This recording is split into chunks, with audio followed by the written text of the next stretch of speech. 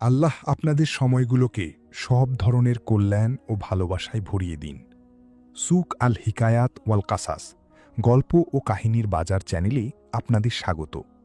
আমাদের আজকের গল্পের শিরোনাম মুখোশধারী এবং অন্ধ মেয়ে। এটি একটি রোমাঞ্চকর গল্প। আশা করি আপনাদের ভালো লাগবে।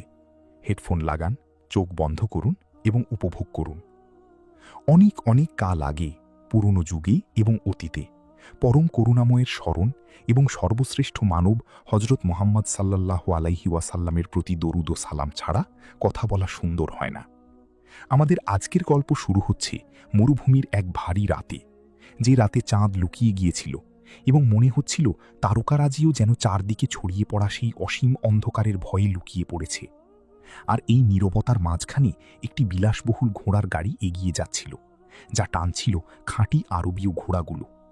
শুষ্ক বাতাসে তাদের ছোট ছোট পাগুলো লাফিয়ে উঠছিল যখন তারা নাজরান শহরের বালুকাময় পথ পাড়ি দিচ্ছিল। গাড়ির ভেতরে বসেছিল বিখ্যাত ব্যবসায়ী আব্দুর রৌফের মেয়ে সারা। সে ঘোড়ার লাগাম শক্ত করে ধরে রেখেছিল এবং তার অহংকারের আড়ালে নিজের হৃদয়ের কাঁপুনি লুকানোর চেষ্টা করছিল। মেয়েটি সেই রাতে বাবার প্রাসাদ থেকে সেই গাড়িতে একা রাতের বিহারে বের হয়নি, বরং সে শহর এবং তার বাবার কাছ থেকে পালাচ্ছিল। তার বাবা তার ব্যবসার প্রসার ঘটানোর উদ্দেশ্যে নিজের এক বন্ধুর সাথে তাকে বিয়ে দেওয়ার জেদ ধরেছিল। সে নিজের প্রাণ নিয়ে পালাচ্ছিল এবং সেই সোনার খাঁচা থেকে পালাচ্ছিল যা তার বাবা তার জন্য তৈরি করেছিল, এবং এমন এক বিলাসবহুল জীবন থেকে যা সে নিজে বেছে নেয়নি। কিন্তু পথ সবসময় পলাতকদের প্রতি দয়া দেখায় না। যখন সে দ্রুত ছুটে যাচ্ছিল, হঠাৎ করে এক তীক্ষ্ণ চিৎকারে নীরবতা ভেঙে গেল, যার পরপরই দিগন্তে আগুনের শিখা ছড়িয়ে পড়ল। ঘোড়াগুলো পাগলের মতো ডাকতে শুরু করল। সে আতঙ্ক নিয়ে চারদিকে তাকালো এবং বুঝতে পারল যে সে একটি শিকার, এবং এরা আর কেউ নয়, এরা হলো ডাকাত। ঘোড়ার খুঁড়ের নিচ থেকে বালি উড়ে আসছিল এবং সারা তাদেরকে আরও দ্রুত চালানোর জন্য তাগিদ দিচ্ছিল। সে তাদের কাছে পাহাড়ের মাঝ দিয়ে পালানোর জন্য আরও গতি দাবি করছিল, কিন্তু ডাকাতরা তার জন্য ওঁত পেতেছিল। একদল লোক তার পথ আটকে দাঁড়ালো এবং ঘোড়ার গাড়িটিকে বাধ্য করল থেমে যেতে। এরপর তাদের মুখোশ পরা চেহারা এবং মশালসহ তাদের হাতে থাকা তলোয়ারগুলো দৃশ্যমান হল। মশালের আগুন এমনভাবে নাচছিল যেন সেগুলো জাহান্নাম থেকে বেরিয়ে আসা কোনো শয়তান। মুহূর্তের মধ্যে চোরেরা গাড়িটি ঘিরে ফেলল। তাদের মধ্যে একজন ঘোড়া থেকে নেমে তলোয়ার বের করে সারাকে গাড়ি থেকে নামতে বলল। এদিকে অন্যরাও দরজার উপর ঝাঁপিয়ে পড়ল এবং জায়গাটিতে আক্রমণ করে দরজা খুলল। সেখানে জামা কাপড় ও কিছু জিনিসপত্র ভর্তি বাক্স দেখতে পেল। তাদের একজন বলল, সে এখানে একা, এক চমৎকার শিকার, হে লোকেরা। সারা কেঁপে উঠল, কিন্তু সে এমন মেয়ে ছিল না যে সহজে হার মেনে নেবে। তাই সে যখন গাড়ি থেকে নামতে গেল, তখন নিজের পোশাক থেকে একটি ছোট খঞ্জর বের করল এবং তার সবচেয়ে কাছের চোরটির দিকে লাফিয়ে পড়ে তার কাঁধে আঘাত করল। তারপর বাকিদের মুখোমুখি হতে ঘুরল। তার শরীর কাঁপছিল, কিন্তু সে নিজেকে সামলে নিয়ে শক্ত হল এবং একটি যুদ্ধংদেহী ভঙ্গিতে দাঁড়ালো। সে সেই 3 ডাকাতকে স্বাগত জানালো, যারা তলোয়ার উঁচিয়ে তার দিকে ছুটে আসছিল। সে তার খঞ্জরটি দ্বিতীয় জনের দিকে ঘোরানোর আগেই তাদের একজন তার হাত নিষ্ঠুরভাবে চেপে ধরল এবং অন্যজন তাকে মাটিতে ধাক্কা দিয়ে ফেলে দিল।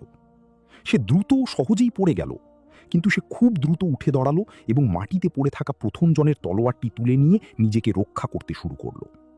কিন্তু তাদের বেশি সংখ্যক হওয়াটা তার জন্য অন্যায্য ছিল।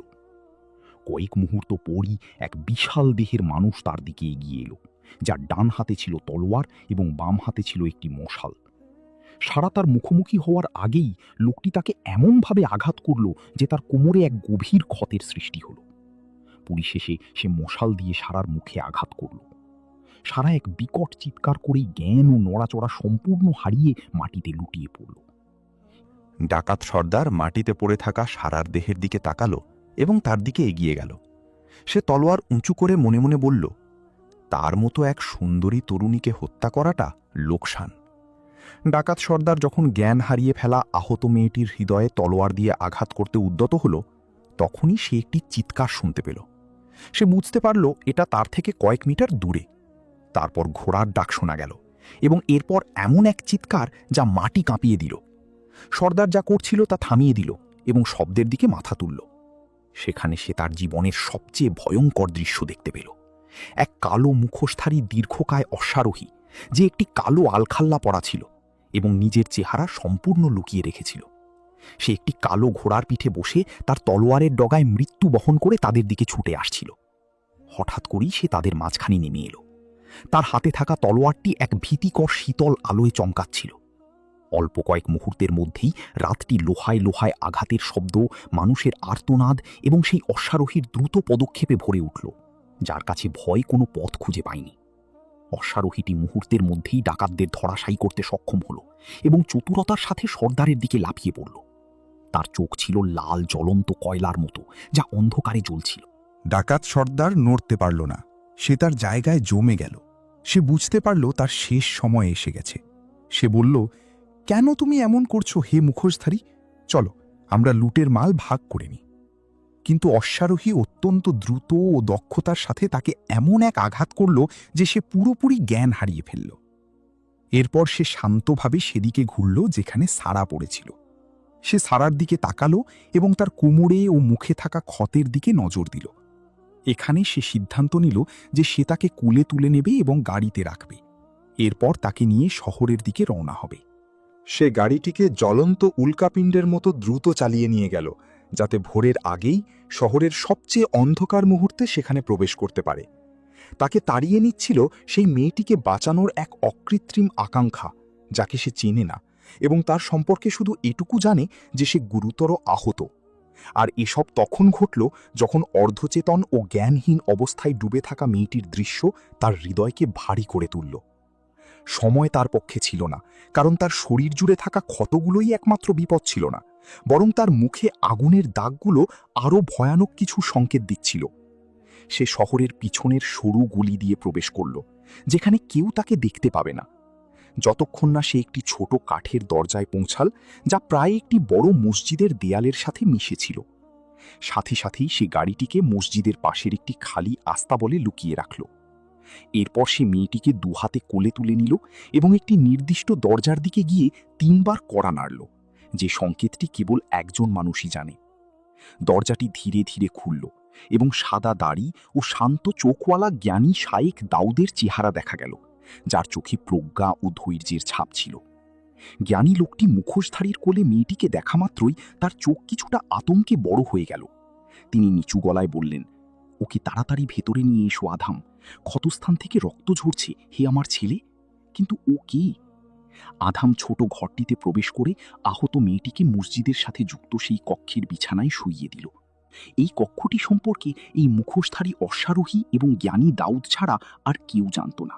আধাম কষ্ট করে শ্বাস নিতে নিতে একপাশে দাঁড়াল। তার হৃদয় ভয় পাচ্ছিল যে তার অবস্থা সম্পর্কে নিশ্চিত হওয়ার আগেই সেটি হয়তো থেমে যাবে। জ্ঞানী ব্যক্তি তার কাছে এলেন এবং তার পালস ও ক্ষতগুলো পরীক্ষা করতে শুরু করলেন। তারপর তিনি তার মাথা কিছুটা হেলিয়ে মাথায় আঘাতের চিহ্নটি দেখলেন। তিনি চরম উদ্বেগের সাথে মাথা তুলে বললেন, আমাদের ক্ষতস্থানটি বন্ধ করতে হবে এবং তার বিশ্রাম প্রয়োজন। সে অনেক রক্ত হারিয়েছে, তবে তার মাথায় আঘাতটি গুরুতর এবং এটাই আসলে আমাকে ভয় দেখাচ্ছে। তুমি ফজরের নামাজ পড়তে যাও, আর আমি প্রয়োজনীয় সব ব্যবস্থা করছি। আধাম ঘর থেকে বেরিয়ে যাওয়ার জন্য পিছনে সরে গেল। জ্ঞানী ব্যক্তি ক্ষতগুলোর চিকিৎসা করতে নিমগ্ন হলেন। 1 ঘন্টা বা তার বেশি সময় পেরিয়ে গেল। এই সময়ের মধ্যে জ্ঞানী ব্যক্তি রক্তপাত বন্ধ করতে এবং ক্ষতগুলো পরিষ্কার করার চেষ্টা করলেন। অবশেষে আধাম কক্ষে ফিরে এলো এবং জ্ঞানী ব্যক্তির পাশে গিয়ে দাঁড়ালো। জ্ঞানী ব্যক্তি শেষমেশ কিছুটা পিছিয়ে এলেন, শ্বাস নিতে শুরু করলেন এবং আল্লাহর কাছে ক্ষমা প্রার্থনা করলেন, কারণ মেয়েটির জীবন বাঁচাতে গিয়ে তিনি নামাজ থেকে দূরে ছিলেন। অবশেষে আধাম রুদ্ধকণ্ঠে জিজ্ঞেস করল, সে কি মারা যাবে? জ্ঞানী ব্যক্তি মাথা নাড়লেন, তারপর তার বন্ধ চোখের আরও কাছে গিয়ে আঙুল দিয়ে চোখের পাতা তুললেন এবং দেখলেন চোখের সাদা অংশ লাল হয়ে গেছে। তিনি দীর্ঘশ্বাস ফেলে বললেন, আমার মনে হয় না তার জীবন এখন আর বিপদে আছে, কিন্তু তার চোখে এমন কিছু আছে যা আশ্বস্ত করার মতো নয়। আমি নামাজ পড়তে যাচ্ছি এবং তারপর ফিরে আসব। আধাম পিছিয়ে গিয়ে ঘরের এক কোণায় বসল এবং নীরবে দেখতে লাগল। বসে বসেই সে ঘুমিয়ে পড়ল, যতক্ষণ না সূর্যের আলো দেয়ালের পাশ দিয়ে উঁকি দিতে শুরু করল। তখন সারা মৃদু আর্তনাদ করল। এরপর তার আঙুলগুলো নড়ে উঠল এবং অবশেষে সে ধীরে ধীরে চোখ খুলল। কিন্তু সে চোখ খোলার পর কিছুই দেখতে পেল না। তার সামনের পৃথিবীটা ছিল ঘুটঘুটে অন্ধকার। সে কাঁপা কাঁপা হাতে বাতাসে হাতড়ে বেড়াল। সে ওঠার চেষ্টা করল, কিন্তু কোমরের ব্যথার কারণে সে চিৎকার করে উঠল। জ্ঞানী ব্যক্তি দ্রুত এগিয়ে এলেন এবং বললেন, শান্ত হও মা আমার, তুমি মৃত্যুর হাত থেকে বেঁচে গেছ। সে মাথা নাড়ল এবং তার হাতের তালু চোখের উপর রাখল। তারপর তা দ্রুত সরিয়ে নিল, যেন সে ভয়ঙ্কর কিছু আবিষ্কার করেছে। সে কাঁপা গলায় বলল, আপনি কি মহাশয়? আমি কোথায়? আর আমি কেন কিছুই দেখতে পাচ্ছি না? জ্ঞানী ব্যক্তি তাকে শান্ত করার চেষ্টা করলেন এবং বললেন, বোঝা যাচ্ছে যে হামলার সময় তুমি একটি জোরালো আঘাত পেয়েছ, যা তোমার চোখের স্নায়ুকে ক্ষতিগ্রস্ত করেছে। হয়তো এটি একটি সাময়িক ফোলা বা কোনো ধাক্কা। ইনশাআল্লাহ সব ঠিক হয়ে যাবে। এখন সবচেয়ে গুরুত্বপূর্ণ হলো যে তুমি ভালো আছো। সারা দ্রুত শ্বাস নিতে শুরু করল। তার হাত দুটো বাতাসে এমন কিছু খুঁজছিল যার উপর সে ভর করতে পারে। সে জ্ঞানী ব্যক্তির পোশাক আঁকড়ে ধরল এবং আকুতি করে বলল, আমি কি অন্ধ হয়ে গেছি? আমি কি চিরতরে দৃষ্টিশক্তি হারিয়ে ফেলেছি? আমার কি হয়েছে মহাশয়? আধাম নিজের জায়গায় জমে গেল এবং সে তীব্র অনুশোচনা অনুভব করল। সে যদি আরও আগে তার কাছে পৌঁছাতে পারত তাহলে এমনটা হতো না এবং মেয়েটি তার দৃষ্টিশক্তি হারাত না। কিন্তু তার কাছে যাওয়ার বা কিছু বলার সাহস আধামের হল না। সারা চিৎকার করে হতাশার সুরে বলল, দয়া করে মহাশয়, আমাকে বলুন যে আমার দৃষ্টিশক্তি ফিরে আসবে। শাইখের কণ্ঠ কেঁপে উঠল, কিন্তু তিনি নিজেকে শান্ত হতে বাধ্য করে বললেন, দৃষ্টিশক্তি হলো একটি অলৌকিক ব্যাপার মা। আমরা আরোগ্য লাভের এর চেয়েও বিস্ময়কর জিনিস দেখেছি। আমরা আমাদের সাধ্যমতো সব কিছু চেষ্টা করব। আশা হারিও না। তবে আমাকে বলো, তুমি কি? আমরা তোমার পরিবারকে খবর দিতে চাই, যাতে তারা এখন তোমার পাশে থাকতে পারে। কিন্তু তার চোখের পানি অবচেতনভাবেই গড়িয়ে পড়ল এবং তার কণ্ঠ হৃদয় বিদারক কান্নায় উচ্চকিত হল। হায় ঈশ্বর, আমি কিভাবে বাঁচব? আমি কিভাবে বাবার কাছে ফিরে যাব? আমি তো আমার বাবার কাছ থেকে এবং তার আমাকে জোর করে বিয়ে দেওয়ার ইচ্ছা থেকে পালিয়ে শহর ছেড়েছিলাম। দৃষ্টিশক্তি হারানোটা কি তারই শাস্তি ছিল? জ্ঞানী ব্যক্তি শান্ত গলায় বললেন, সব ঠিক হয়ে যাবে মা, তুমি চিন্তা করো না। শুধু আমাকে বলো তোমার বাবা কি, আর আমি নিজেই তার কাছে যাব। আধাম চাইল তার দিকে এক পা এগিয়ে গিয়ে তার কাছে ক্ষমা চাইতে, কারণ সে আসতে দেরি করে ফেলেছিল। কিন্তু সে পিছিয়ে গেল এবং চুপ করে থাকল। সারা তাকে টের পেল না বা তার দিকে ঘুরেও তাকালো না, কারণ সে নিজের আঘাতের খবর এবং তাকে এখন তার বাবা ব্যবসায়ী আব্দুর রাউফের কাছে ফিরে যেতে হবে এই নিয়েই ব্যস্ত ছিল। তার বাবা নিশ্চিতভাবেই তার যন্ত্রণার ওপর আরও যন্ত্রণা বাড়িয়ে তুলবে। সারা জ্ঞানী ব্যক্তিকে নিজের আসল পরিচয় জানাল। সকালে জ্ঞানী ব্যক্তি বিখ্যাত সেই ব্যবসায়ীর প্রাসাদে গেলেন এবং তাকে জানালেন যে কালো অশ্বারোহী তার মেয়েকে বাঁচিয়েছে এবং তাকে মসজিদের সামনে রেখে গেছে। তিনি তার স্বাস্থ্যের আসল অবস্থা বর্ণনা করলেন এবং তাকে অনুরোধ করলেন যেন তিনি তার মেয়েকে শান্তভাবে বরণ করে নেন। কয়েক ঘন্টা পর জ্ঞানী ব্যক্তি ব্যবসায়ীর বিলাসবহুল গাড়িতে করে এলেন। সেটি ব্যবসায়ীর প্রাসাদে প্রবেশ করা মাত্রই চারদিকে চিৎকার ও কান্নার রোল পড়ে গেল এবং সব জায়গা থেকে দাসদাসীরা জড়ো হল। আর তার বাবা তার দিকে ছুটে গেলেন, নিজের হাতে গাড়ির দরজা খুললেন এবং তাকে অভ্যর্থনা জানালেন। কিন্তু তার চোখের চারপাশে কালো কাপড় বাঁধা দেখে তিনি চমকে গেলেন। তিনি তার কাঁপা কাঁপা হাত ধরে রুদ্ধ কণ্ঠে বললেন, সারা, আমার আদরের মেয়ে এবং আমার একমাত্র কন্যা, তোমার কি হয়েছে? কি তোমার সাথে এমন করেছে? সে মাথা তুলল এবং ভাঙা গলায় বলল, বাবা, আমি আমার দৃষ্টিশক্তি হারিয়ে ফেলেছি। আমি দেখতে পাচ্ছি না। বাবা তার মেয়ের কথার জবাব দেওয়ার জন্য নীরবতা ছাড়া আর কিছুই খুঁজে পেলেন না এবং উপস্থিত কেউই নড়ল না। এমনকি উঠোনে যে বাতাস বইছিল তাও সম্পূর্ণ থেমে গেল। মেয়েটির কণ্ঠ দ্বিতীয়বারের মতো কেঁপে উঠল এবং সে পুনরাবৃত্তি করে বলল, বাবা, আমি দৃষ্টিশক্তি হারিয়ে ফেলেছি। তুমি কি আমার কথা শুনতে পাচ্ছ? আব্দুর রউফ মুখ খুললেন, কিন্তু তার মুখ থেকে কোনো কথা বের হল না, বরং চোখের জল তাকে বাধ্য করল তার মেয়েকে শক্ত করে জড়িয়ে ধরতে, যে কিনা এবার নীরবে কাঁদছিল, যেন সে তার শেষ সম্বলটুকুও হারিয়ে ফেলেছে। কয়েক মিনিট কেটে গেল। অবশেষে তাকে প্রাসাদের একটি বড় ঘরে ফিরিয়ে নিয়ে যায়। তখন সেই বয়স্ক লোকটি হাসি মুখে ঘরে ঢুকলেন, তবে তার মুখের হাসির চেয়েও তার কণ্ঠের হাসিতে উষ্ণতা বেশি ছিল। তিনি তাকে সালাম দিলেন, তার কাছে গিয়ে বললেন, আমি জানি সারা, দৃষ্টিশক্তি হারানো শুধু চোখকেই কষ্ট দেয় না, বরং হৃদয়কেও কষ্ট দেয়। ভাঙা কণ্ঠে প্রশ্ন করার আগে সে দীর্ঘক্ষণ চুপ করে থাকল। আপনাকে ধন্যবাদ চাচা, আপনি না থাকলে আমি বেঁচে থাকতাম না।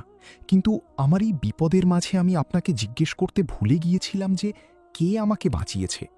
আমি শহরের বাইরে ছিলাম যখন ৫-৬ জন ডাকাত আমার উপর হামলা করেছিল। কে সেই সাহসী বীর যে তাদের থাবা থেকে আমার জীবন ছিনিয়ে আনতে পেরেছিল? দাউদ মৃদু হেসে বললেন, আমাকে এমন এক মানুষের গল্প বলতে দাও যার আসল পরিচয় কেউ জানে না। মানুষ কিছুদিন ধরে তার সম্পর্কে কথা বলছে। তাকে কালো অশ্বারোহী বলা হয়, এক মুখোশধারী অশ্বারোহী যে মানুষের চোখ ঘুমে ঢুলে পড়ার পর বেরিয়ে আসে। তার চেহারা বা নাম কেউ জানে না। সে উঁচু বাড়ির প্রাচীরের ওপর দিয়ে লাফ দেয় এবং এমন জায়গায় আবির্ভূত হয় যেখানে তার আসার কোনো আশা থাকে না। সে দুর্বলদের সাহায্য করে, দুর্নীতির বিরুদ্ধে লড়াই করে। মনে হয় যেন সে নিজেকে মানুষের সেবায় বিলিয়ে দিয়েছে। একদিন রাতে সে বাজার পরিদর্শনে বেরিয়েছিল। তখন সে দেখতে পেল একটি বিলাসবহুল গাড়ি যা এক সুন্দরী মেয়ে চালাচ্ছিল। গাড়িটি অন্ধকারের ডানাতলে দ্রুত বেরিয়ে যাচ্ছিল। সে সাথে সাথে তার ঘোড়ার দিকে ছুটল এবং দূর থেকে গাড়িটির পিছু নেওয়ার সিদ্ধান্ত নিল, এই ভয়ে যে তার কোনো ক্ষতি না হয়ে যায়। আর ঠিক তাই হলো। সেই অশ্বারোহী ডাকাতদের পরাস্ত করতে সক্ষম হলো এবং মেয়েটিকে আহত অবস্থায় পেল। সে মেয়েটিকে আমার কাছে নিয়ে এলো যাতে আমি তার যত্ন নিই। সারা তার কষ্ট গিলে ফেলে ফিসফিস করে বলল, আমি তাকে নিজে ধন্যবাদ জানাতে চাই। জ্ঞানী ব্যক্তি হেসে বললেন, যাই হোক, আমি তাকে বলবো। আর এখন আমি কি তোমার চোখ পরীক্ষা করতে পারি? জ্ঞানী দাউদ সারার চোখের ওপর থেকে কালো পট্টি খুলতে শুরু করলেন এবং তা পরীক্ষা করলেন। কিন্তু তিনি অবস্থার কোনো পরিবর্তন দেখতে পেলেন না। তিনি বুঝতে পারলেন যে মেয়েটি সত্যিই অন্ধ হয়ে গেছে। জ্ঞানী ব্যক্তি মেয়েটির কাঁধে হাত রাখলেন এবং বিদায় নেওয়ার অনুমতি চাইলেন। কিন্তু ব্যবসায়ী আব্দুর রৌফ জোর দিয়ে তার সাথে কথা বলতে চাইলেন এবং মেয়ের অবস্থার কথা জিজ্ঞেস করলেন। জ্ঞানী ব্যক্তি সত্যিটাই বললেন। এতে লোকটি ভীষণ রেগে গেল এবং বাচ্চাদের মতো কাঁদতে শুরু করল। জ্ঞানী ব্যক্তি লোকটিকে শান্ত করার চেষ্টা করলেন এবং তাকে বললেন, আলহামদুলিল্লাহ যে সে সুস্থ এবং বেঁচে আছে, আর আল্লাহ সব কিছুর ওপর ক্ষমতাবান। কিন্তু লোকটি দ্রুত বলে উঠল, ইস, সে যদি মরে যেত, এবং আর ফিরে না আসতো। আপনি বুঝবেন না শায়েক, সে মানুষের মাঝে আমার সম্মান ধুলোয় মিশিয়ে দিয়েছে। এমনকি আমার যে বন্ধুটি তাকে বিয়ে করতে চেয়েছিল, সেও আজ আমাকে জানিয়েছে যে সে আর বিয়েটা সম্পন্ন করতে চায় না। কি শায়েক এমন এক অন্ধ মেয়েকে বিয়ে করতে আসবে যে কিনা তার বাবার কাছ থেকে পালিয়ে যাওয়ার সাহস দেখিয়েছে এবং তার জন্য লাঞ্ছনা, অপমান ও কলঙ্ক বয়ে এনেছে? শায়েক অবাক হয়ে বললেন, এটাই কি আপনার একমাত্র চিন্তার বিষয়? যদি আপনার চাওয়া এটাই হয়, তবে আমি নিজে তার বিয়ের ব্যবস্থা করব এমন একজনের সাথে যে তার যোগ্য। ব্যবসায়ী শায়েখের দিকে সাহায্য চাওয়ার দৃষ্টিতে তাকালো এবং বলল, আপনি কি সত্যি আমার মেয়ের জন্য উপযুক্ত পাত্র খুঁজে পাবেন? আমি তাকে যত দ্রুত সম্ভব চাই শায়েক। আমি আমার মেয়েকে এইভাবে এবং এই অবস্থায় আর দেখতে পারছি না। শায়েক এক হাতের তালু দিয়ে অন্য হাতের তালুতে আঘাত করলেন এবং বললেন, লা হাওলা ওয়ালা কুওয়াতা ইল্লা বিল্লাহ। আমি আসবো আগামীকাল ইনশাআল্লাহ। জ্ঞানী ব্যক্তি এমন এক অদ্ভুত বুদ্ধি মাথায় নিয়ে চলে গেলেন যে তিনি নিজেই তাতে মুচকি হাসলেন। কয়েক মিনিট পর শায়েক তার ঘরে বসে আদামের দিকে তাকিয়েছিলেন। এক মুহূর্ত ভাবার পর সে মাথা তুলে শায়েখের দিকে তাকালো এবং বলল, আপনি কি আমাকে নিয়ে ঠাট্টা করছেন শায়েখ? শায়েখ না সূচক মাথা নেড়ে বললেন, তুমি আমার ছেলের মতো আধাম, আর আমি তোমাকে এমন একজনের সাথে বিয়ে দিতে চাই যে ওই কালো অশ্বারোহীর যোগ্য, যে কিনা একা হাতে অনেক ডাকাত ও চোরকে শেষ করে দিয়েছে। আধাম তার মুখোশ খুলে নিজের পোড়া ও বিকৃত চেহারা বের করল। সে রুক্ষ গলায় বলল, পুরো শহরে কে তার মেয়েকে আমার মতো এক পোড়া মুখো ছেলের সাথে বিয়ে দিতে রাজি হবে? জ্ঞানী ব্যক্তি বললেন, সারা, সেই অনিন্দ সুন্দরী মেয়েটি। তার একটি খুব ভালো মন আছে এবং সে তোমাকে মেনে নেবে। আধাম হেসে বলল, সে অন্ধ। শায়েক এক মুহূর্ত চুপ থাকলেন এবং বললেন, অনেক কারণ আছে, আর সবচেয়ে বড় কারণ হলো ভাগ্য হে বৎস, নিয়তি। তুমি এখন বিয়ের বয়সে পৌঁছেছ এবং যেদিন তুমি তাকে এখানে নিয়ে এসেছিলে, আমি তোমার চোখে তার প্রতি মুগ্ধতা দেখেছি। সে এক স্বাধীন মেয়ে যে তার বাবার শিকলে বন্দী হয়ে বাঁচতে অস্বীকার করে। তার বাবা তাকে নিজের কলঙ্ক মনে করে এবং সে কেবল নিজেকে এবং নিজের চাওয়াকেই বড় করে দেখে। আর মেয়েটি তার জীবনের জন্য তোমার কাছে ঋণী। তুমি যদি সব দিক থেকে বিষয়টি নিয়ে ভাবো তবে তুমি সন্তুষ্ট হবে এবং দেখতে পাবে যে সেই তোমার জন্য সবচেয়ে উপযুক্ত মেয়ে। আধাম বলল, কিন্তু তার বাবার কি হবে? সে কিভাবে তার মেয়েকে আমার মতো একজন মানুষের সাথে বিয়ে দিতে রাজি হবে? আর যদি সে জানতে পারি যে আমি একটি বিকৃত দানব?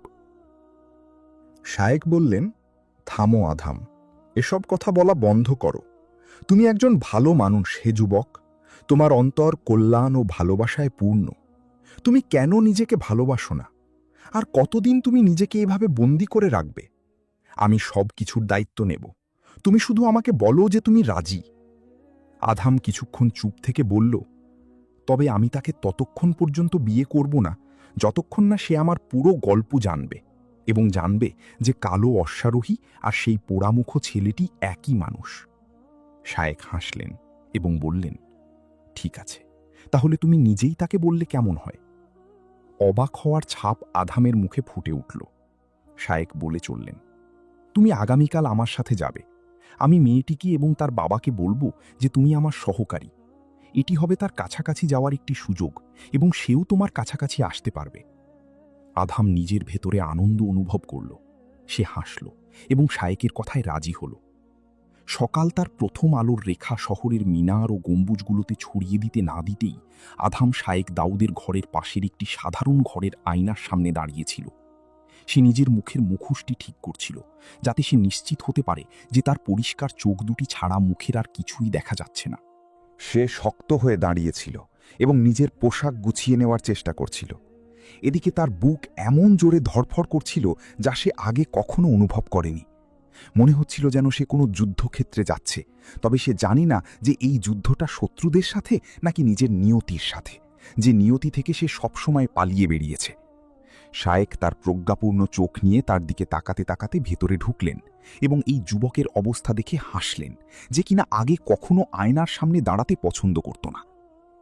কয়েক মিনিট পর দুজন ব্যবসায়ী আব্দুর রৌফের প্রাসাদের গেটে এসে পৌঁছালো। তারা প্রশস্ত হল রুমে ঢুকলেন, যেখানে সারার বাবা তাদের অভ্যর্থনা জানালেন। তিনি বলতে শুরু করলেন যে তার মেয়ে আজ খাবার খেয়েছে এবং নিজের নতুন অবস্থার সত্যতা মেনে নিতে শুরু করেছে। আর যখন ব্যবসায়ী সেই অচেনা মুখোশধারী শঙ্করকে জিজ্ঞেস করলেন, তখন শায়েক উত্তর দিলেন যে এটি তার বিশেষ সহকারী আধাম এবং সে এমন একজন মানুষ যার ওপর তিনি অনেক বিশ্বাস রাখেন। সত্যি বলতে ব্যবসায়ী মুখোশের ব্যাপারে তেমন কোনো পাত্তা বা মন্তব্য করলেন না। তার মনে পড়ে গেল যে এই ছেলেটি নিশ্চয়ই সেই পোড়ামুখো ছেলেটি, যে কিনা কয়েক বছর ধরে শায়েকের কাছে থাকে। অবশেষে শায়েক মেয়েটিকে একটি উপযুক্ত জায়গায় দেখার অনুরোধ করলেন। বাড়ির মালিক একজন দাসীকে উপরে গিয়ে সারাকে বাগানে নিয়ে আসার নির্দেশ দিলেন। মাত্র কয়েক মিনিটের মধ্যেই সে সাগরের মতো নীল রঙের একটি পোশাকে বাগানে এসে বসল। তার চোখের ওপর একই রঙের কাপড়ের পট্টি বাঁধা ছিল। তাকে চমৎকার দেখাচ্ছিল। তার অনন্য চেহারা তার সৌন্দর্য আরও বাড়িয়ে দিয়েছিল। শায়েক দাউদ বসলেন এবং তাকে বললেন, আমি আজ তোমার অবস্থা দেখে খুব খুশি মা। আমি তোমার মুখে আলো ও আনন্দ দেখতে পাচ্ছি। সারা বলল, সব কৃতিত্ব আপনার মহাশয়। আপনার সুন্দর কথাগুলো না থাকলে আমি ঘুম বা শান্তি কিছুই পেতাম না। আল্লাহ আপনাকে আমার পক্ষ থেকে উত্তম প্রতিদান দিন। আমাকে বলা হয়েছে যে আপনার সাথে আপনার বিশেষ সহকারী এসেছেন। সে কথা বলছে না কেন? শায়েক হাসলেন এবং বললেন, সে শুধু একটু লাজুক। এই যুবকটি আমার সহকারী। সে অত্যন্ত বিশ্বস্ত একজন মানুষ। সারা কিছুই বলল না, শুধু মুচকি হাসল। এরপর শায়েক তার কথা চালিয়ে গেলেন এবং গম্ভীর স্বরে বললেন, সত্যি কথা হলো মা, আমি আজ তোমার কাছে এসেছি সেই কালো অশ্বারোহীর গল্পটা শেষ করতে, জানিয়ে গতকাল তোমাকে সামান্য বলেছিলাম। এই যুবকটি শুধু একজন সহকারী নয়, সেই হলো সেই কালো অশ্বারোহী। মেয়েটির চোখে মুখে বিস্ময় ও চমক ফুটে উঠল। সে হঠাৎ করে মাথা তুলল, যেন সে তার চোখ দিয়ে এমন কিছু দেখার চেষ্টা করছে যা ভাগ্য তাকে দেখাতে দেয়নি। লোকটি দ্রুত তার কথা চালিয়ে গেলেন এবং বললেন, কালো অশ্বারোহী তোমার জীবন বাঁচিয়েছে মা। সে তোমাকে বিয়ে করতে চায়। অবশ্যই তোমার এটি গ্রহণ বা প্রত্যাখ্যান করার স্বাধীনতা আছে, তবে এমন কিছু বিষয় আছে যা তোমার আগে জানা উচিত, এবং সে জোর দিয়ে বলেছে যে সে নিজেই তোমাকে সেগুলো বলবে। আধাম গভীরভাবে শ্বাস নিল এবং একটু এগিয়ে এলো। তার কাছে এক মুহূর্তের জন্য মনে হলো যেন পৃথিবী তার অপেক্ষায় নিস্তব্ধ হয়ে আছে। অবশেষে সে নিজের সম্পর্কে বলতে শুরু করল। আমি কোনো অশ্বারোহী বা বীর হিসেবে জন্মাইনি, বরং এই শহরেরই এক মহল্লায় একেবারে সাধারণ, এমনকি চরম গরিব ও নিঃস্ব এক শিশু হিসেবে জন্মেছিলাম। আমি মসজিদ ও সরাইখানার পাশের এক কারখানায় কামার হিসেবে কাজ করতাম। 3 বছর আগে এক সন্ধ্যায় সরাইখানায় আগুন লাগে। ভেতরে আমার বন্ধুবান্ধব ও পরিচিতরা ছিল। আমি তাড়াতাড়ি গিয়ে একে একে তাদের বাঁচাতে শুরু করি। আলহামদুলিল্লাহ, আমি সবাইকে বাঁচাতে পেরেছিলাম, কিন্তু শেষমেশ আমি জ্ঞান হারিয়ে ফেলি এবং আগুনের মাঝখানে পড়ে যাই। যদি আল্লাহর রহমত না থাকত তবে আমি ধ্বংস হয়ে মরেই যেতাম, কিন্তু আমার শরীরের কিছুটা অংশ পুড়ে যাওয়ার পর আমি বেঁচে যাই। মানুষ ভেবেছিল আমি সত্যিই মারা গেছি, কিন্তু শায়েখ দাউদ আমাকে বাঁচান এবং আমার যত্ন নেন। সে একটু থামল। এদিকে স্পষ্ট বোঝা যাচ্ছিল যে সারার মুখে আগ্রহের ছাপ বেড়েই চলেছে। আধাম নিজের হাত শক্ত করে চাপল, যেন সে কোনো পুরনো ব্যথা চেপে রাখছে। যখন আমার জ্ঞান ফিরল, আর সবচেয়ে খারাপ ব্যাপার ছিল যে শিশুরা আমাকে দেখে ভয় পেত। তাই আমি কিছুদিনের জন্য শহর ছেড়েছিলাম এবং একমাত্র মানুষ যিনি আমাকে মেনে নিয়েছিলেন এবং আমাকে দেখে হাসতেন, সেই জ্ঞানী দাউদের বাড়িতে লুকিয়েছিলাম। আর সেদিন থেকেই আমি তার সাথে কাজ করছি, কখনো সহকারী হিসেবে, কখনো ব্যবসায়ী হিসেবে। এভাবেই চলতে চলতে এমন কিছু ঘটল যা আমি কখনো কল্পনাও করিনি। আমি এক অদ্ভুত জিনিস আবিষ্কার করলাম। যে আগুন আমার শরীরকে বিকৃত করে দিয়েছিল তা আমার ব্যথাবোধও কেড়ে নিয়েছে। আমি আঘাত সহ্য করতে পারতাম, ঠিক যেভাবে লোহা আঘাত সহ্য করে। ক্ষত দ্রুত শুকিয়ে যেত। আমি জানি না এটা কোনো শাস্তি নাকি আশীর্বাদ, কিন্তু আমি দেখলাম যে এই শহর থেকে অন্তত কিছুটা হলেও অন্যায় দূর করা আমার দায়িত্ব। তাই আমি চোর ও ডাকাতদের জন্য শাস্তি স্বরূপ হয়ে উঠলাম। আমি রাতে বের হতাম এমন কিছু করতে যা অন্য কেউ করতে পারত না। আর তখনই পুরো শহরে কালো অশ্বারোহীকে নিয়ে কথা ছড়িয়ে পড়ে। এখানে শায়েক এক কদম এগিয়ে এলেন এবং অশ্বারোহী ও মেয়েটির দিকে তাকিয়ে বললেন, এখন সময় এসেছে নিয়তি এই মানুষটিকে পুরস্কৃত করুক, যে কিনা এতকাল সমাজচ্যুত হয়ে বেঁচে আছে। আধাম একটি সম্মানজনক জীবন পাওয়ার যোগ্য। সে এমন একটি হৃদয় পাওয়ার যোগ্য যা তাকে ভালোবাসবে এবং সে যেমন ঠিক সেভাবেই তাকে গ্রহণ করবে। চারিদিকে নীরবতা নেমে এলো। আধামের হৃদস্পন্দনের শব্দ ছাড়া আর কোনো শব্দ শোনা যাচ্ছিল না, যা মনে হচ্ছিল যেন ফেটে পড়বে। তারপর শায়েখ বললেন, মা, তোমার কি মত যদি আমি আজ তোমার কাছে প্রস্তাব দিই যে আধাম তোমার বাবার কাছে তোমার জন্য বিয়ের প্রস্তাব পাঠাবে? মেয়েটি মাথা তুলল এবং বলল, আমাকে কি কালো অশ্বারোহী প্রস্তাব দিচ্ছে নাকি পোড়ামুখো ছেলেটি? আর আমি অন্ধ না হলে কি সে আমাকে বিয়ের প্রস্তাব দিত? এখানে আধাম দৃঢ়তার সাথে বলল, না, আল্লাহর কসম, এটা কেবল নিয়তি এবং সেই হৃদয় যা তোমার সাথে জুড়ে গেছে। সারা শান্তভাবে বলল, একজন মানুষ আমার জীবন বাঁচিয়েছে এবং আমার কাছে নিজের সত্যটা প্রকাশ করেছে, আর আমি মানুষের চোখে কেবল এক অন্ধ মেয়ে যে বাড়ি থেকে পালিয়ে তার বাবার জন্য কলঙ্ক বয়ে এনেছে। আমি প্রত্যাখ্যান করার কি? আধাম তার কথার মাঝের বিদ্রুপের সুরটি লক্ষ্য করল।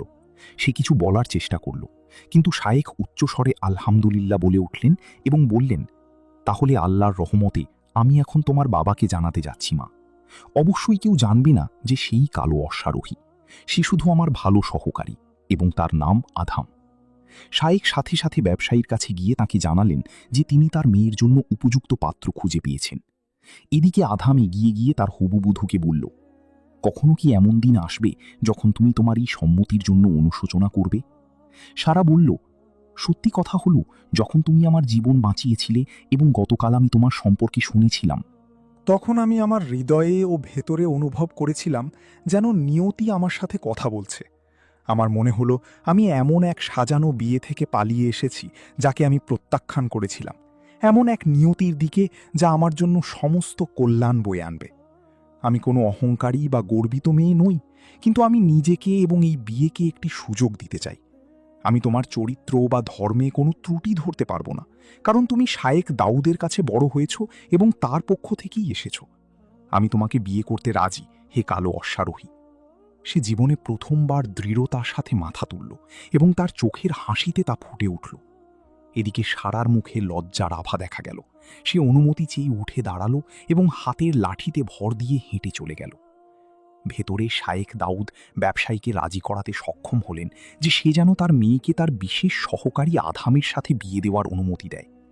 যদিও ব্যবসায়ী তার মেয়েকে এই সমাজচ্যুত ছেলের সাথে বিয়ে দেওয়ার ব্যাপারে আপত্তি করেছিলেন, কিন্তু তিনি দেখলেন যে তার মেয়ের হাত থেকে মুক্তি পাওয়ার এটাই একমাত্র উপায়, যে মেয়ে তার জন্য কলঙ্ক বয়ে এনেছে এবং ব্যবসায়ীদের কটু কথা শোনার কারণ হয়েছে। পরের দিনগুলো কাটতে লাগলো এবং শহরের আলোচনা থামল না। কাছের এবং দূরের সব পাড়ায় খবর ছড়িয়ে পড়ল যে শায়েখ দাউদের সহকারী হিসেবে কাজ করা সেই পোড়ামুখ ছেলেটি বিয়ের প্রস্তাব নিয়ে গেছে ব্যবসায়ী আব্দুর রৌফের মেয়ের কাছে, যাকে নিয়ে মানুষ অনেক আলোচনা করত। তারা খুব বেশি মন্তব্য করল না, দলীয় না, কারণ এটা পোড়া চামড়ার এক ছেলে আর ও অন্ধ এক মেয়ে যে তাকে দেখতে পাবে না। একই সময়ে সারা প্রতিদিন সকালে বাগানে বসে কাজের মেয়েদের শব্দ এবং ফুলে পানি দেওয়ার শব্দ শুনত। সে অপেক্ষা করত শায়েখ দাউদ আসবেন এবং তার সাথে আধামকে নিয়ে আসবেন। সে আর আগের সেই ভেঙে পড়া মেয়ে ছিল না, বরং তার কণ্ঠস্বরে এমন কিছু ফুটে উঠেছিল যা প্রশান্তির কাছাকাছি ছিল, কিংবা বলা যায় এক লাজুক আনন্দের কাছাকাছি, যা সে তার হারানো দৃষ্টির আড়ালে লুকিয়ে রেখেছিল।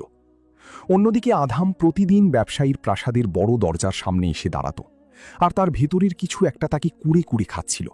মনে হচ্ছিল যেন দুই আনন্দের মাঝে এক লড়াই চলছে। এক আনন্দ এই যে নিয়তি শেষমেশ তার দিকে তাকিয়ে হেসেছে, আর অন্য আনন্দ হলো যে সে তাকে গ্রহণ করেছে, তাকে না দেখি। প্রতিবার সারা যখন বসত, সে আধামের কণ্ঠস্বরের, তার কথা বলার ধরন এবং তার শান্ত স্বভাবের আরও কাছাকাছি যাওয়ার চেষ্টা করত, যা সে আগে আসা কোনো পাত্রের মধ্যেই পায়নি। আধাম তাকে বাজার সম্পর্কে এবং সেই মানুষদের সম্পর্কে গল্প শোনাত, যাদের সে সাহায্য করেছিল তারা তাকে চেনার আগেই। সে ভাবত যে সে তাকে কেবল বিনোদনমূলক গল্প শোনাচ্ছে, অথচ সারা এমনভাবে শুনত যেন সে তার কথার মাঝখান থেকে তার চেহারার বৈশিষ্ট্যগুলো মনে গেঁথে নিচ্ছে। যখন মেয়েরা নিজেদের মাঝে কথা বলা বলি করত, তখন বেশিরভাগই সারার প্রতি করুণা দেখাত এবং খুব অল্প কয়েকজন তাকে ঈর্ষা করত, কিন্তু কোনো দলই পুরো সত্যটা জানত না। অন্যদিকে শায়েখ দাউদ বাবার মতো এদিক ওদিক ছুটোছুটি করছিলেন, নিজের পকেট থেকে খরচ করছিলেন এবং কাজ বন্টন করছিলেন, এমনভাবে যে সবাই ভাবল বিয়েটা বোধ হয় তারই কোনো ছেলের। প্রস্তুতি শুরু হয়ে গেল এবং সেই রাতগুলো আধাম ও সারার জীবনের সবচেয়ে সুখ ও আনন্দের রাত হিসেবে পরিচিত হল। ব্যবসায়ী তার মেয়েকে রাজকন্যার মতো সাজানোর জন্য জেদ ধরলেন এবং সবচেয়ে দামি দোকানগুলো থেকে বিলাসবহুল কাপড় ও সোনার গয়না আনালেন। একদিন সকালে দাসীরা যখন দোতলার পর্দাগুলো তুলছিল, তখন একজন কাজের মেয়ে সারার কাছে এসে বলল, আমার মালকিন, মনে হচ্ছে আপনি এখানে খুব সুখে আছেন। সারা এক অকৃত্রিম হাসি দিয়ে বলল, তুমি কি জানো, কখনো কখনো সুখের জন্য চোখের প্রয়োজন হয় না, নিজের হৃদয়ের কথা শোনাই যথেষ্ট। আমাকে জানালার কাছে নিয়ে চলো, আমি পাখিদের ডাক শুনতে চাই। সত্যি, দাসীর সাহায্যে সারা জানালার দিকে এগিয়ে গেল এবং বাগানের বিভিন্ন শব্দ শোনার জন্য দাঁড়িয়ে রইল। সে দূর থেকে আসা ঘোড়ার খুঁড়ের শব্দ শুনছিল। হয়তো সে কল্পনা করছিল যে আধাম আসছে, কিন্তু সে ভুলবশত এক পা এগিয়ে ফেলল এবং এক মুহূর্তে কোনো অজানা কারণে তার ভারসাম্য নষ্ট হয়ে গেল। হয়তো পানি দেওয়ার কারণে মেঝে ভিজে ছিল, অথবা হয়তো নিয়তি তাকে আবারও পরীক্ষা করতে চেয়েছিল। সে হোঁচট খেল, চিৎকার করে উঠল এবং দোতলা থেকে বাগানের মাটিতে পড়ে গেল। সবাই চিৎকার করে উঠল এবং দাসীরা ছুটে এলো। হইচই ও হুড়োহুড়ি বেড়ে গেল এবং প্রাসাদে শোরগোল শুরু হলো। সারা এত জোরে আছাড় খেয়ে পড়ল যে সে জ্ঞান হারিয়ে ফেলল। অনেক দীর্ঘ সময় সে জ্ঞান ও অজ্ঞান অবস্থার মাঝে পার করল। শায়েখ দাউদ তাকে দেখতে এলেন, আর যখন সে সন্ধ্যায় চোখ খুলল, তখন এক চমকপ্রদ ঘটনা ঘটল। সে কাঁপা কাঁপা গলায় চিৎকার করে উঠল, আমি দেখতে পাচ্ছি, আমার দৃষ্টিশক্তি ফিরে এসেছে। সারা এমন এক চিৎকার করল যাতে আনন্দ ও বিস্ময় মিশেছিল এবং সে কান্নায় ভেঙে পড়ল। এদিকে ব্যবসায়ী আব্দুর রউফ এমনভাবে ঘরে ঢুকলেন যেন তিনি হারিয়ে যাওয়া কোনো গুপ্তধন ফিরে পেয়েছেন। কিন্তু ঘরের বাইরে আধাম হতবাক হয়ে দাঁড়িয়েছিল। সে খবরটা সহ্য করতে পারল না এবং এক পা করে পিছিয়ে যেতে লাগল। সারা তাকে দেখার জন্য চারদিকে তাকায়নি, বরং সে তখন এক বিস্ময় ও আনন্দের মুহূর্তে ছিল। যখন সে নিশ্চিত হলো যে সে সত্যিই দেখতে পাচ্ছে, এটা কোনো স্বপ্ন নয়, তখন সে আধামকে দেখতে চাইল। কিন্তু সে ততক্ষণে চলে গিয়েছিল। তার চোখ ছিল মাটির দিকে।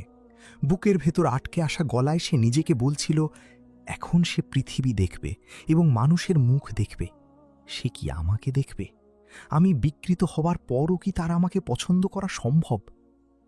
আধাম তার মেয়েটির মুখোমুখি হওয়ার অপেক্ষা করল না, বরং সে দ্রুত তার মুখে মুখোশটি শক্ত করে বাঁধল এবং যন্ত্রণায় ভরা কণ্ঠে বলল, আমার বাগদত্তা এখন আলো দেখতে পেয়েছে এবং আমি তাকে অন্ধকারে বাঁচতে দেব না, আর আমি তাকে ভাঙব না। সে এমনভাবে চলে গেল যেন সে নিজের থেকে এবং পুরো শহর থেকে পালাচ্ছে। দুদিন পর কেউ আর জানল না আধাম কোথায় গেছে, আর যখন সারা শাইখ দাউদকে জিজ্ঞেস করল, তিনি কোনো উত্তর দিলেন না। কিন্তু সারা বুদ্ধিমতী ছিল এবং সে বুঝে গেল। দৃষ্টিশক্তি ফিরে পাওয়ার পর প্রথমবারের মতো তার কণ্ঠ ভেঙে এলো এবং সে বলল, সে পালিয়ে গেছে, কারণ সে ভেবেছে যে আমি এখন আর তাকে গ্রহণ করব না। শাইখ তার পাশে বসে বললেন, আল্লাহর কসম মা, আমি জানি না সে কোথায়। যেদিন তুমি দৃষ্টি ফিরে পেয়েছিলে সে বাইরে তোমার জন্য অপেক্ষা করছিল। সে কিছুক্ষণ চুপ থেকে বলল, সে অবশ্যই ফিরে আসবে। আর গভীর রাতে কাউকে না জানিয়ে সে প্রাসাদের আস্তাবলে গেল এবং নিজ হাতে ঘোড়া ও গাড়ি প্রস্তুত করল। সে আগের মতোই চুপি চুপি বেরিয়ে পড়ল। সে প্রাসাদের গেট খুলল এবং রওনা হল, কিন্তু তার কোনো নির্দিষ্ট গন্তব্য ছিল না। সে ফিসফিস করে বলছিল, হে আধাম, তুমি যদি আমাকে ভালোবাসো, তুমি আমাকে অনুভব করতে পারবে। আর তুমি যদি ভাবো যে আমি তোমাকে শুধু চোখ দিয়ে দেখি, হৃদয় দিয়ে নয়, তবে আমি প্রমাণ করে দেব যে তুমি ভুল। হৃদয়ে কখনো বিশ্বাসঘাতকতা করে না। তুমি ফিরে আসবে। অবশেষে সে পানির ওপর একটি ব্রিজে পৌঁছাল, কিন্তু গাড়িটি ঠিকমতো প্রস্তুত করা ছিল না। যদিও সারার জন্য গাড়ি প্রস্তুত করাটা প্রথমবার ছিল না, তবে নিয়তির খেলা অদ্ভুত ও বিচিত্র। হঠাৎ ঘোড়াগুলো ডেকে উঠল এবং গাড়িটি নদীতে উল্টে গেল। সারা ঠান্ডা পানিতে ডুবে গেল। তার শরীর কাঁপছিল। কেউ শোনার আগেই তার কণ্ঠ পানিতে তলিয়ে যাচ্ছিল। কিন্তু একজন শুনেছিল এবং প্রাসাদের দরজা থেকে বের হওয়ার পর থেকেই তাকে অনুসরণ করছিল। সেখানে এমন এক হৃদয় ছিল যা তার বিচ্ছেদ সহ্য করতে পারেনি।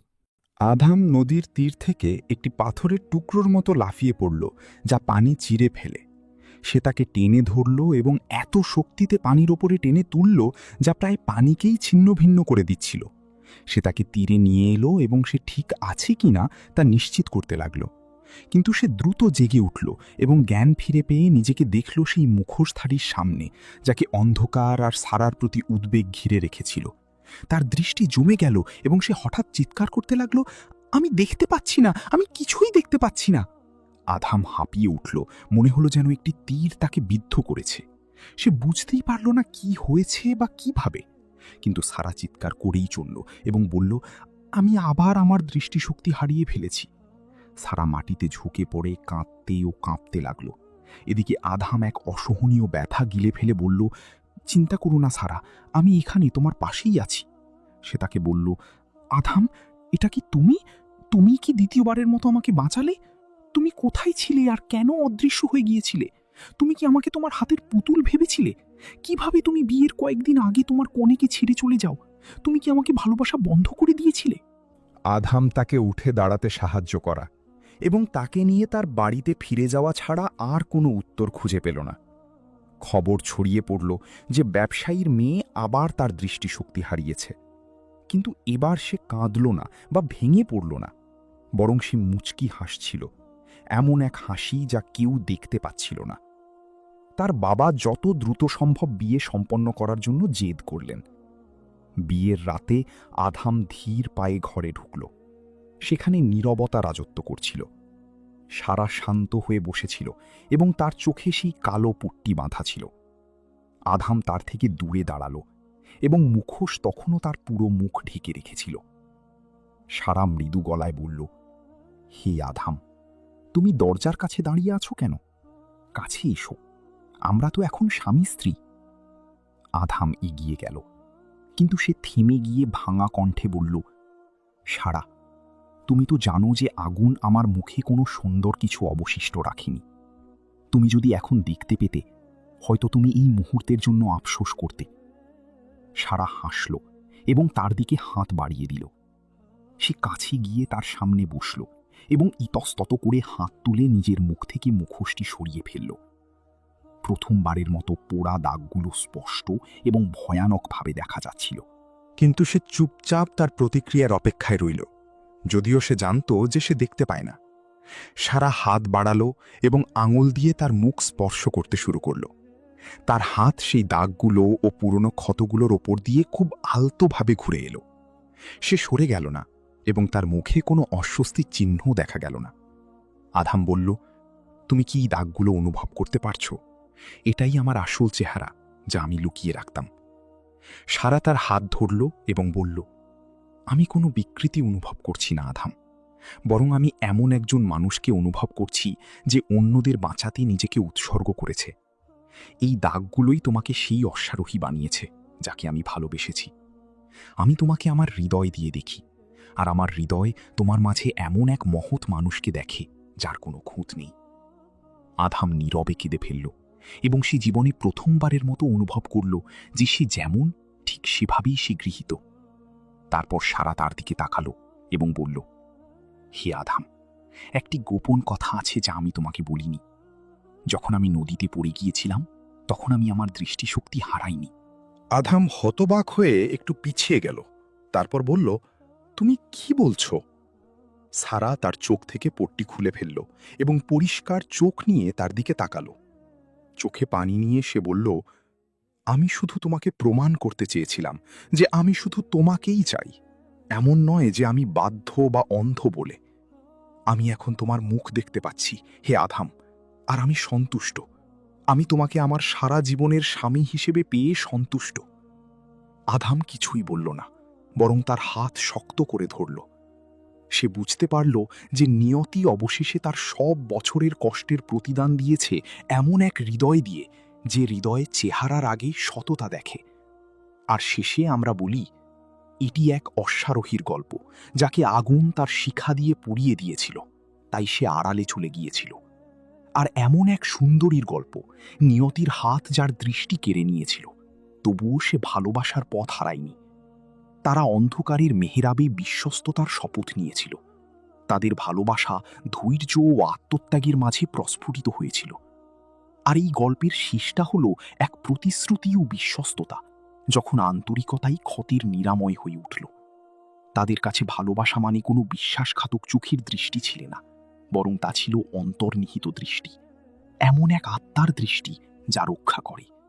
গল্প শেষ হলো, গল্প শেষ হলো, গল্প শেষ হলো।